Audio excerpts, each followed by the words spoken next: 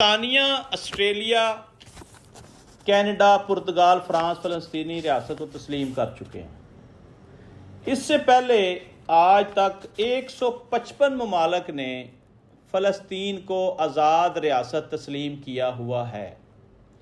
आप हैरान होंगे ये जानकर कि इंडिया भी इस 155 ममालिक की फहरिस्त में शामिल है। अगर 155 ममालिक ने आज तक फ़लस्तीन को आज़ाद रियासत तस्लीम किया है तो उसमें इंडिया भी है।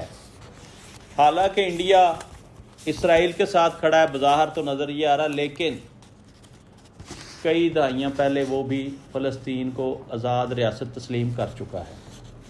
नाज़रीन, इटली की हुकूमत की तरफ से फ़लस्तीनी रियासत को तस्लीम करने का ऐलान ना होने पर इटली में हंगामे फूट पड़े हैं, दंगे फसाद, जलाओ गिराओ शुरू हो गया है।